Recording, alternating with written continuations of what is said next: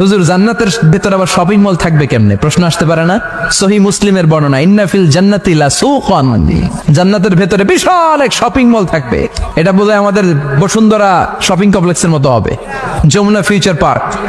দুবাইতে যে একটা আছে বিশাল শপিং মল, মালয়েশিয়ার মিড ভ্যালি, এগুলোর মতো হবে মনে হয়।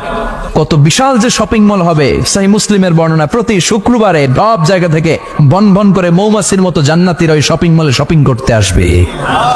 ইচ্ছে মতো দেদারসে পোশাক কিনবে, ইচ্ছে মতো শপিং করবে, টাকা দেয়া লাগবে না, ক্রেডিট কার্ড লাগবে না। সুবহানাল্লাহ পড়েন। ইচ্ছে মতো শপিং করবেন। দুনিয়াতে একটু কষ্ট করে হালাল উপার্জন করে খেয়ে যান। আল কানাআতু মিনাল ইসলাম, অল্পে খেয়ে তুষ্ট থাকার, আল্লাহ শুকরিয়া করা, এটার নামই ইসলাম।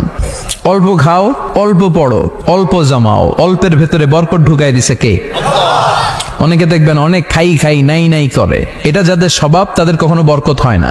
অল্প খাবেন, অল্প পড়বেন, আর হালালের সাথে সম্পর্ক করবেন। আল্লাহুম্মা কফিনি বিহালালিকা আন হারামিক ওয়া আগনিনি বিফাদলিকা আম্মান সিওয়াক। বিষ্ণুনবী দোয়া করতেন, আল্লাহ হালালকে আমার জন্য যথেষ্ট করেন, হারাম থেকে আমারে বাঁচিয়ে রাখেন। পড়েন আমিন। হালাল অল্প হলেও হালালে বরকত আছে না নাই? হারাম বেশি হলেও এটাতে কোনো বরকত নাই, ঠিক কিনা?